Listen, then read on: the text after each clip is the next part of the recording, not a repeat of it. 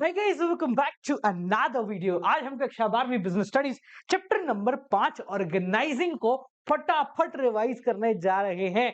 अगर आपको इस चैप्टर को पहली बार ही पढ़ना है तो ऊपर आई बटन में एक वीडियो है, डिटेल एक्सप्लेनेशन पूरा 1 घंटे में वन शॉट कराया हुआ है, या चाहते हो मात्र 5 मिनट में पढ़ के खत्म कर लो तो भी आई बटन में उसका लिंक है, जाके देख लेना। बट उससे पहले अपनी कुर्सी की पेटी टाइट कर लो और चलो देखते हैं कि ऑर्गेनाइजिंग जैसा बेहतरीन चैप्टर आपको आता है या नहीं आता। और हाँ, शुरू करने से पहले बालकों, अगर आपके पास हमारी हेल्प बुक है जो कि मोर देन 90% लोगों के पास होगी तो इसको ओपन कर लो, और नहीं है तो डिस्क्रिप्शन में लिंक है, जाके वहां से ले लेना अगर अवेलेबल है। चलिए शुरुआत करते हैं, बात करते हैं ऑर्गेनाइजिंग की। तो जरा मुझे एक बार बताइए कि आपके दिमाग में ऑर्गेनाइजिंग शब्द सुनते ही क्या आता है, ऑर्गेनाइजिंग का मतलब क्या होता है। तो देखो, सिंपल भाषा में अगर आपको रिकॉल कराने के लिए ऑर्गेनाइजिंग देना हो तो जरा बताओ। देखो, मैं तो ये लिखता हूं, ऑर्गेनाइजिंग का मतलब क्या है, arranging everything in an orderly form। कौन से फॉर्म में? ऑर्डरली, सब कुछ सही तरीके से लगाना, ठीक है, फॉर मोस्ट एफिशिएंट यूज। ठीक है, शॉर्ट में मैंने आपको ऑर्गेनाइजिंग का मतलब बता दिया। तो जब भी इसकी आप डेफिनेशन लिखें तो याद रखें कुछ इन टर्म्स का आपको इस्तेमाल करना है। अब ऑर्गेनाइजिंग का जो चैप्टर है, इसकी शुरुआत होती है ऑर्गेनाइजिंग के प्रोसेस से। हमने प्लानिंग में जुगाड़ कर लिया था कैसे चीजें होंगी, अब ऑर्गेनाइजिंग में पूरा स्ट्रक्चर बनाते हैं। तो 4 स्टेप है जरा ऑर्गेनाइजिंग के प्रोसेस के। मुझे एक एक करके 1 2 3 4 करके स्टेप फटाफट बताओ, देखना है मुझे कि तुम्हें कितना आता है। चलो, पहला स्टेप मैं लिखता हूं, दूसरा तुम बताओगे। मैं बना दूं, कलर लेते हैं पीला, लीला रे पीला, आजा। हाँ, तो हम लिखते हैं प्रोसेस ऑफ ऑर्गेनाइजिंग। हाँ भैया, जब ऑर्गेनाइजिंग के प्रोसेस की बात है तो 4 स्टेप है। पहला स्टेप याद रखना, सीक्वेंस इज इंपॉर्टेंट। बिना सीक्वेंस के प्रोसेस नहीं होते कोई से भी। 4 स्टेप है, जरा फटाफट से बताओ। सबसे पहला काम क्या है? Identification and division of work. Identify करो कितना काम है, identification and division of work. सारे काम को छोटे छोटे टुकड़ों में तोड़ दो, देखो कितना काम है और टुकड़ों के अंदर तोड़ दीजिए। तोड़ने के बाद अगला काम क्या होता है सर? अरे याद करो ना एक बारी। अरे जो टुकड़े तोड़ दिए हैं, अब सेम सेम टुकड़े उठा के एक जगह रख लो, जिसको हम बोलते हैं grouping the job. Grouping the jobs and departmentalisation. क्या बोलते हैं? डिपार्टमेंटल आइजेशन। आता तो है यार तुम्हें। चलो, 2 प्रकार के डिपार्टमेंट के बारे में यहाँ पर बात की जाती है, कौन कौन से होते हैं जरा बताइए। डिटेल में अपन इसको समझेंगे, पर अभी जो 2 प्रकार के हैं वो बताइए मुझे। सबसे पहला क्या होता है? फंक्शनल डिपार्टमेंट, जहां पर फंक्शन के हिसाब से काम को बांटा जाता है, जैसे प्रोडक्शन का, सेल्स का, एडवर्टाइजमेंट का, इसके हिसाब से डिपार्टमेंट बन गए। दूसरा कौन सा होता है? हाँ हाँ, डिविजनल बेटा, डिविजनल। डिविजनल केस में प्रोडक्ट के हिसाब से डिपार्टमेंट बनते हैं कि भैया यूट्यूब पूरा का एक पूरा प्रोडक्ट है हमारा यूट्यूब, उसका एक डिपार्टमेंट बना दिया, इंस्टाग्राम का एक डिपार्टमेंट बना दिया, बुक्स का एक डिपार्टमेंट बना दिया। इसमें सब कुछ इंटरनली आ रहा है, ठीक है। तो जब ऑर्गेनाइजेशन बड़ी हो जाती है तो डिविजनल स्ट्रक्चर की तरफ हम आगे बढ़ जाते हैं। ये करने के बाद तीसरा काम क्या है? ये देखना कि कौन क्या काम करेगा। यानी step number 3 comprises of assignment of duties. Duties assign करिए भैया, आपने ड्यूटीज असाइन कर दी। चलो, चौथा काम बताओ मुझे। चौथा काम क्या है? अरे कौन किसको रिपोर्ट करेगा? काम तो हो गया, पर कौन किसको रिपोर्ट करेगा या कौन किससे ऑर्डर लेगा, जिसको बोलते हैं एस्टेब्लिशिंग। हाँ, क्या? Reporting relationship. ये बात बहुत बढ़िया, तुम्हें तो आता है। रिलेशनशिप, अरे स्पेलिंग ऊपर नीचे हो गई, 1 मिनट रुको। रिलेशनशिप में मेरा मामला सही है, बट स्पेलिंग गड़बड़ है। तो रिलेशनशिप, ठीक है जी। तो ये 4 स्टेप है जो मिला के आपका पूरा का पूरा ऑर्गेनाइजिंग प्रोसेस कवर करते हैं।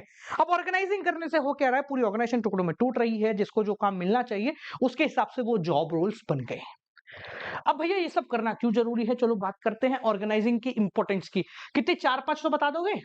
पर 4-5 ही आती, इससे ऊपर नहीं आती। चलो देखते हैं क्या क्या बताते हो। मैं थोड़ा सा इसको इधर सरकाता हूं और यहां पर हम लिखते हैं इंपॉर्टेंस। ठीक है जी, कलर सेम ही रहने, चलो सेम रहते हैं। Importance of organising. चैप्टर काफी बड़ा है ये, है ना? हाँ जी, फटाफट बताओ। चलो 4-5। पहला बताओ, सबसे आसान, सबसे इजी, भैया ऑर्गेनाइजिंग कर देंगे, डिपार्टमेंट में बांट देंगे तो स्पेशलाइजेशन आ जाएगा। तो ब्रिंग्स स्पेशलाइजेशन, स्पेशलाइजेशन ये शब्द इंपॉर्टेंट है। ब्रिंग्स लिखो या हेल्प्स लिखो, कुछ भी आप लिख दो स्टार्टिंग में, ठीक है। और क्या है सर, जब काम को टुकड़ों में तोड़ दिया है तो जब भी बदलाव करना होगा आसान होगा, तो क्या आ जाएगा, helps in adaptation of change. जब भी चेंज करना होगा हम इजीली कर सकते हैं क्योंकि डिपार्टमेंट बटे हुए हैं। चलो एक दो और बताओ, क्या बोल रहे हो, एडमिनिस्ट्रेशन, हाँ, प्रॉपर एडमिनिस्ट्रेशन, एडमिनिस्ट्रेशन करने में मदद मिलती है, पता है ना सब कौन क्या कर रहा है, एडमिनिस्ट्रेशन। चलो एक और बता दो फटाफट से, क्या होता है, हाँ वही वही वही जो सब जगह लगता है, क्या है, लिख दूं, ऑप्टिमम यूटिलाइजेशन, बहुत बढ़िया बेटा, ऑफ रिसोर्सेज, बहुत बढ़िया, ठीक है। कितने हो गए, 4 हो गए। चाहो तो एक दो और बताओ, चलो बता सकते हो ना, हाँ, क्लैरिटी इन वर्किंग रिलेशनशिप, क्या से आ जाएगा, हाँ जी, क्लैरिटी इन वर्किंग रिलेशनशिप। क्या बात है यार, तुम्हें तो सब आता है। फिर रिलेशन, अरे फिर स्पेलिंग गड़बड़ हो गई, रिलेशनशिप, हाँ जी, समझ में आ गया। और भी एक दो बोल सकते हो कि help in development of personal, creates healthy working environment, और दो चार और हो सकते हैं, ठीक है। अब जब यह ऑर्गेनाइजिंग की बात हो रही है तो एक चीज जिसको हम मिस नहीं कर सकते हैं वो है ऑर्गेनाइजेशन का स्ट्रक्चर, ठीक है। तो पहले तो मैं थोड़ा सा डिफाइन कर देता हूं इन सब चीजों को कि हम कौन सी चीज कहाँ लिख रहे हैं, ताकि क्या है तुमको भी थोड़ी आसानी हो जाएगी जब हम फाइनल माइंड मैप देखेंगे इसका, ठीक है। और हाँ, जिनके पास हमारी हेल्प बुक है ना, उसके साथ जो माइंड मैप आते हैं वो भी ओपन कर लिया करो, बहुत मदद मिलती है, ठीक है जी। चलिए तो पहले तो इसको ऊपर कर लेते हैं, है ना, यहाँ करते हैं सब कुछ, इधर दिख रहा है ना तुमको, दिख रहा होगा ऊपर पट्टी यहाँ है, तो ये दिख रहा होगा, ठीक है। हाँ जी, आ जाइए भैया जी। हाँ, ऑर्गेनाइजेशनल स्ट्रक्चर, ठीक है। तो क्या होता है जरा मुझे बताओ, ऑर्गेनाइजेशन स्ट्रक्चर सिंपल भाषा में बोले तो हड्डी का ढांचा। क्या होता है, हड्डी का ढांचा, ठीक है, यानी कि फ्रेमवर्क।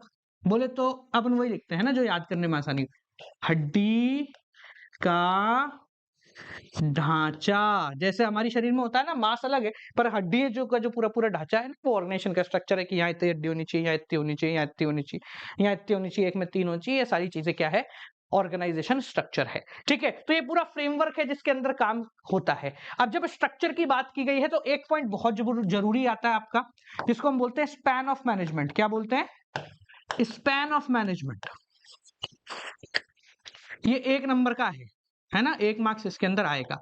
इसका मतलब क्या होता है वो समझ लो, वैसे तुम्हें पता होना चाहिए। स्पैन ऑफ मैनेजमेंट का मतलब होता है एक हेड के अंदर कितने लोग होंगे, एक हेड के अंदर कितने लोग होंगे, ठीक है। Number of employees under one head, इसको बोलते हैं स्पैन ऑफ मैनेजमेंट।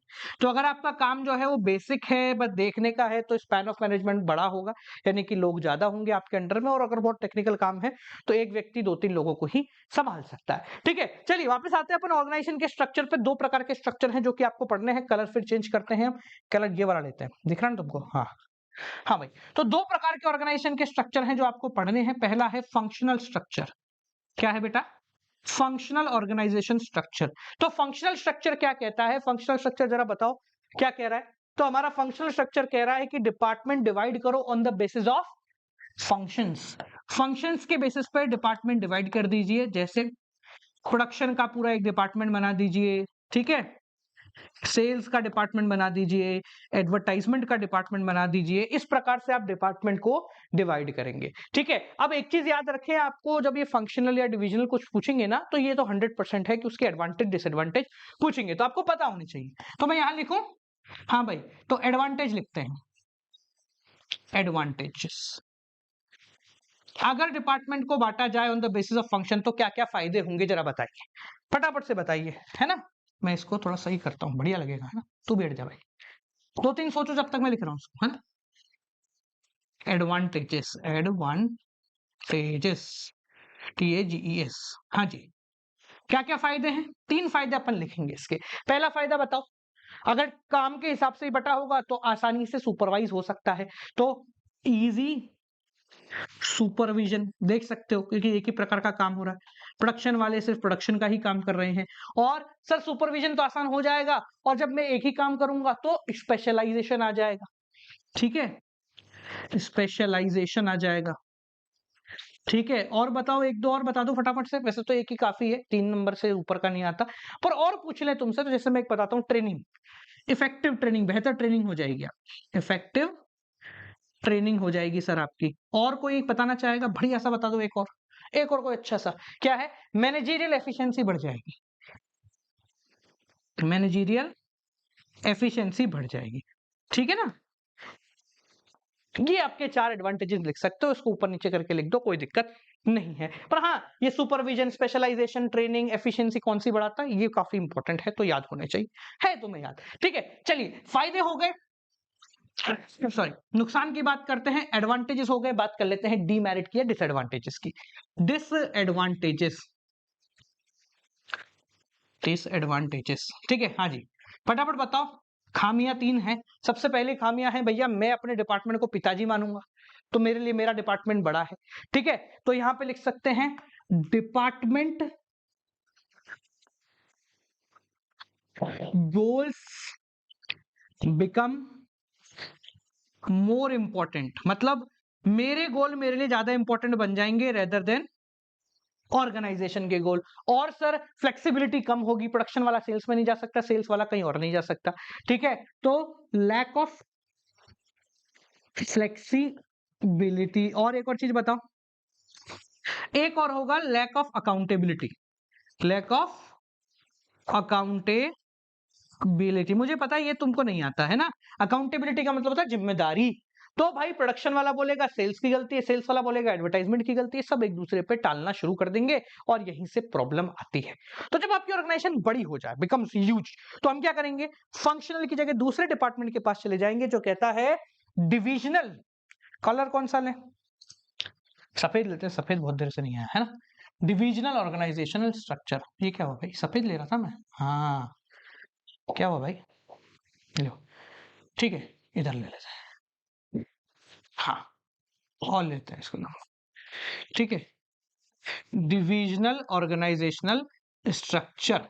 डिविजनल क्या कहता है कि प्रोडक्ट के हिसाब से बांटो, यानी आपके पास 2-4 प्रोडक्ट हो तो हर प्रोडक्ट का एक अलग डिपार्टमेंट होगा, बेसिस ऑफ प्रोडक्ट के हिसाब से बांटी।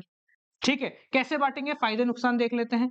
ठीक है, वही गलती जो पिछली बार करी, याद आ गई तेरे को, हट जा। हाँ भैया बताओ, चलो 2-3 फायदे बताओ। पहले एडवांटेज की बात करते हैं और फिर डिसएडवांटेजेस की बात करेंगे। हाँ भाई फटाफट से फायदे बताइए। अगर प्रोडक्ट के हिसाब से बांटा तो पहला क्या है, फास्ट डिसीजन होगा, इस वाले में चेंज करना, दूसरे वाले को पता ही नहीं है, तो फास्ट डिसीजन मेकिंग। ठीक है, इसका नुकसान, इसका फायदा हो जाएगा, ये अकाउंटेबिलिटी नहीं है, अकाउंटेबिलिटी आ जाएगी। भाई किताब की सेल्स डाउन है तो किताब वाले को ही पकड़ो, अकाउंटेबिलिटी। ठीक है, और बोलो, एक और फायदा बताओ क्या है, एक्सपेंशन हो सकता है, ग्रोथ हो सकती है, एक्सपेंशन एंड ग्रोथ हो सकता है, ये इसके फायदे हो गए। ठीक है जी, अब फायदे तो सबके होते नहीं है, नुकसान तो होते ही हैं, तो नुकसान बताइए जरा। डिसएडवांटेजेस, डिसएडवांटेजेस, हाँ जी फटाफट बताओ 2-3। पहला नुकसान क्या है, ये भाई बड़ा है, तो बड़ा होने की वजह से ज्यादा रिसोर्सेज चाहिए, मोर रिसोर्सेज। और बताओ 2-3, मोर रिसोर्सेस। ठीक है, इसमें प्रोडक्ट स्पेशलाइजेशन आता है, यहाँ लिख दूं, प्रोडक्ट स्पेशलाइजेशन 1 नंबर का क्वेश्चन आता है, प्रोडक्ट स्पेशलाइजेशन इसके अंदर आपको मिल जाएगा। ठीक है, और क्या है, प्रोडक्ट पे फोकस ज्यादा आ जाएगा, इंडिविजुअल प्रोडक्ट फोकस, मतलब सब बोलेंगे भाई मेरा प्रोडक्ट चलना चाहिए, ऑर्गेनाइजेशन भाड़ में जाए। और बोलो, एक और बोल दो, 2 हो गए ना, एक और बोलो फटाफट, सोचो क्या हो सकता है सर। अरे कॉन्फ्लिक्ट हो जाएगा ना भाई, तेरे कमरे में एसी मेरे में नहीं है, तो conflict of allocation, conflict of allocation of resources.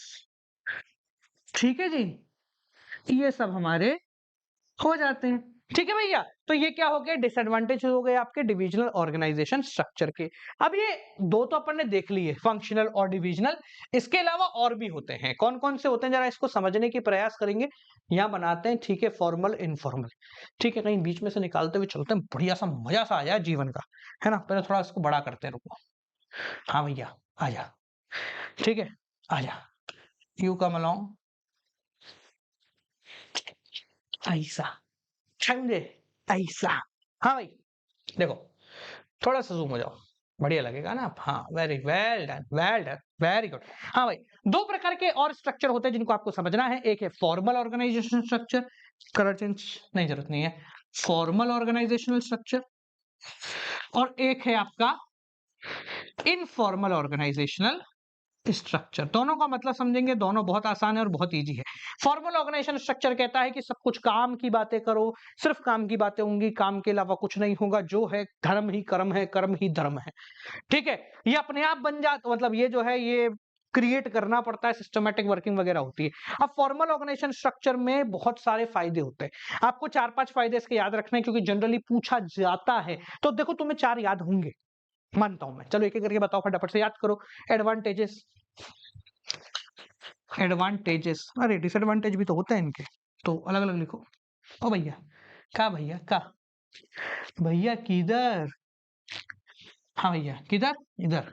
अरे जो मिटना था वो, अरे ये क्यों नहीं मिट रहा भाई, ये मिट ही नहीं रहा। चलो तू नहीं मिटेगा तो हम तुझे मिटा देंगे। हाँ भैया, एडवांटेज बताओ जरा, एडवांटेजेस, फायदे बताइए फॉर्मल ऑर्गेनाइजेशन स्ट्रक्चर के। सिर्फ काम काम करने के फायदे, भाई काम करने के फायदे ये हैं कि काम सही से होगा, यानी सिस्टमैटिक वर्किंग होगी। और बताओ एक दो और, बढ़िया बढ़िया से बताओ, सुनने में ऐसा लगे मजा, कान में सुर्री फैल जाए। हाँ भाई, अचीवमेंट ऑफ ऑर्गेनाइजेशनल गोल बना इसलिए, अचीवमेंट ऑफ ऑर्गेनाइजेशनल गोल। और दो तीन बताओ, बढ़िया से बताओ, थोड़े से ऐसे मजा सा आ जाए जिंदगी का। क्या कह सकते हैं, ओवरलैपिंग नहीं होगी, सब कुछ काम सही से चल रहा है, कोऑर्डिनेशन बढ़िया होगा, इफेक्टिव कोऑर्डिनेशन। और क्या बोला था मैंने, नो ओवरलैपिंग, नो ओवरलैपिंग। और बताइए एक दो और, काम बढ़िया तरीके से हो रहा है। और एक दो और बताओ, क्या है, creation of chain of command, कि भैया काम किसको क्या करना है वो ऑटोमेटिकली पता चल जाएगा। और क्या कह सकते हैं, more concentration of work, concentration on work, ठीक है जी। ये सब हम लिख सकते हैं, ये सब इसके फायदे हो गए। अब फायदे हैं तो नुकसान है, सिर्फ काम कम की बात करोगे तो बहुत सारे नुकसान भी आपको झेलने पड़ेंगे। बात करते हैं डिसएडवांटेजेस की, डिसएडवांटेजेस की। हाँ भैया, क्या क्या डिसएडवांटेज है, बोर हो जाएंगे, ठीक है, डिले इन एक्शन, धीरे काम होगा, सबसे पूछना पड़ता है, ठीक है, no focus on social need, no social need, है ना, आदमी इंसान है, रोबोट तो ना कि करता रहेगा चुपचाप, तो बोर हो जाएंगे। और साथ साथ में सिर्फ काम ही हो रहा है और तो कुछ हो ही नहीं रहा, तो एम्फेसाइज ऑन वर्क ओनली, सिर्फ काम पे ही काम हो रहा है, सिर्फ काम पे ही बातें हो रही हैं और कोई भी बात नहीं हो रही है, ठीक है। चलिए, अब ये तो हो गया फॉर्मल यानी काम की बात। अब फॉर्मल काम करते करते लोग क्या करते हैं, बातें भी तो करेंगे। तो दूसरा स्ट्रक्चर कौन सा हो गया, इनफॉर्मल ऑर्गेनाइजेशन स्ट्रक्चर हो गया बेटा। तो इनफॉर्मल के भी फायदे और नुकसान आपके हैं, देखें एक बार, तुम्हें पता है, चलो तीन तीन बता दो फटाफट से, है ना, तीन तीन बता दो। पहले बात करते हैं एडवांटेजेस की, फायदे क्या है। ये वो है जो अपने आप बना है, इसको बनाने के लिए किसी की जरूरत नहीं लगी है। हाँ भाई, सबसे पहले फायदे, मजा आ जाएगा, कम्युनिकेशन फास्ट फास्ट हो जाएगा, फास्ट कम्युनिकेशन, कम्युनिकेशन बहुत जल्दी कम्युनिकेशन हो जाएगा, आपस में दोस्ती यारी में बात चल रहे हैं, सोशल नीड यहाँ पूरी नहीं हो रही थी ना, वहां फुलफिल हो जाएगी, बहुत बढ़िया। फुलफिल, एक और बता दो बस, सोशल नीड्स। हाँ जी, एक और बताइए कोई बढ़िया था, क्या बोलोगे, बहुत बढ़िया, फीडबैक करेक्ट आएगा, करेक्ट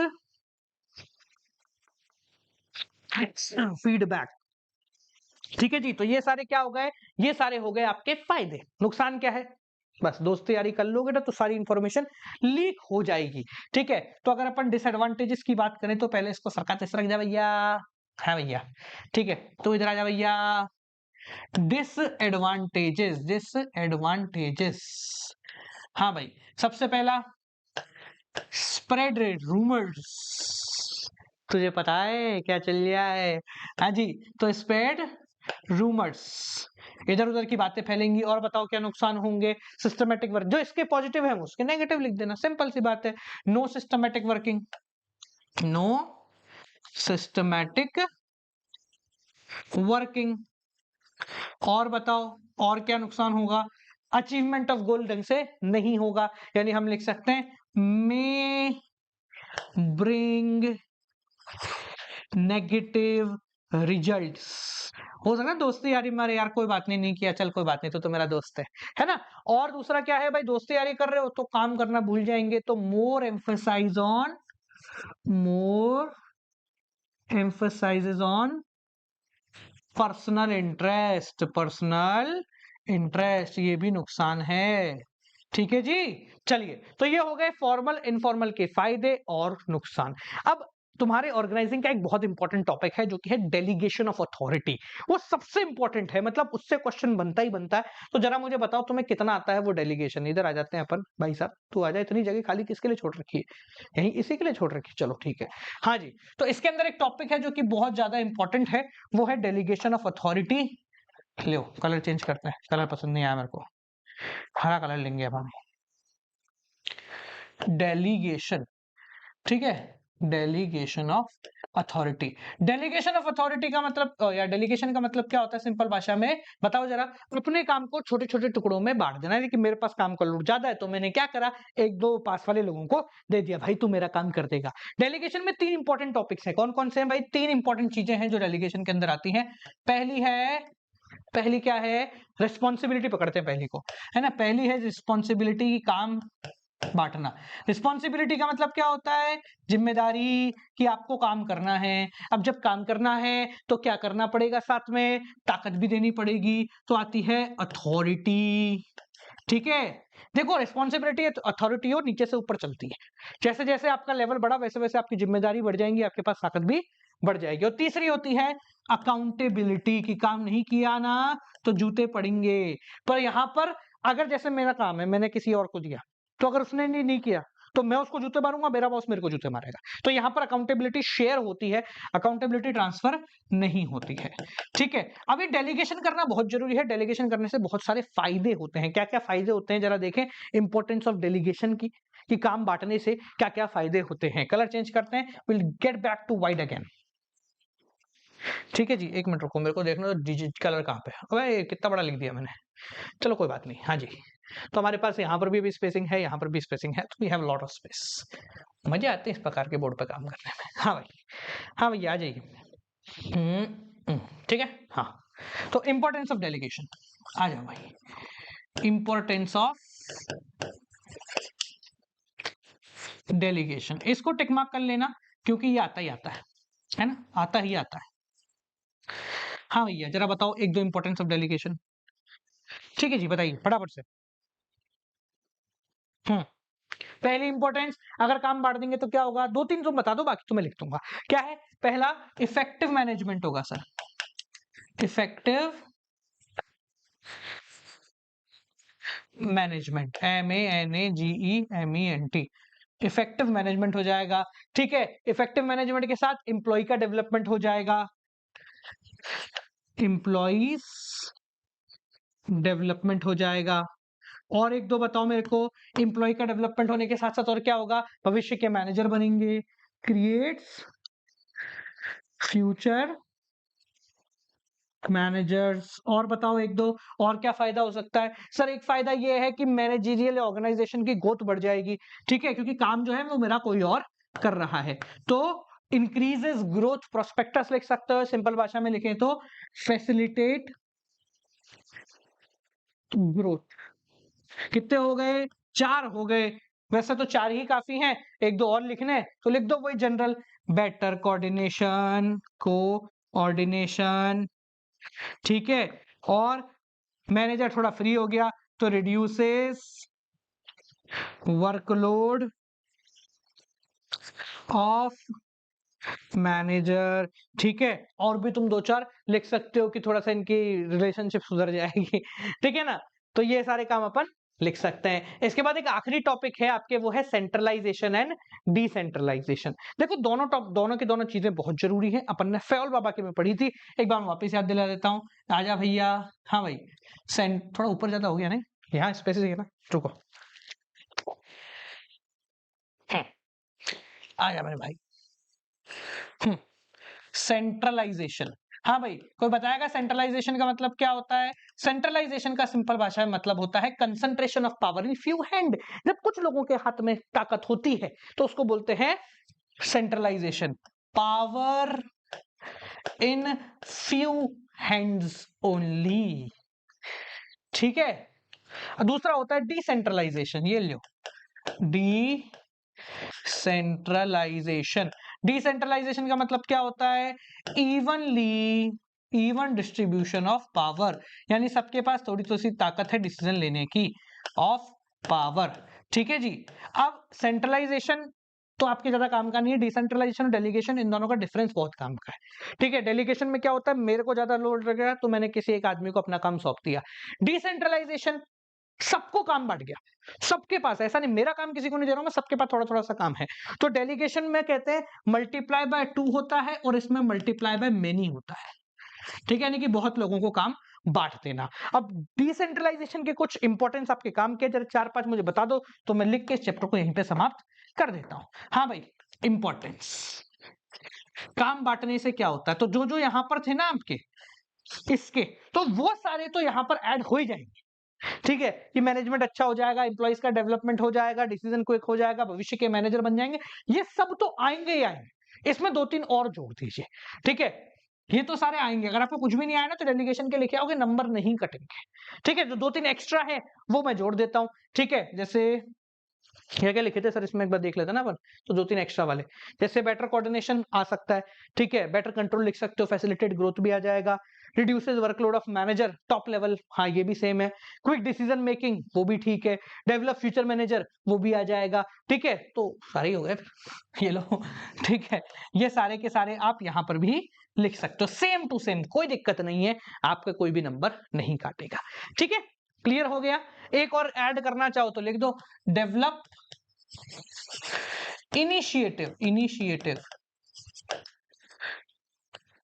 अमंग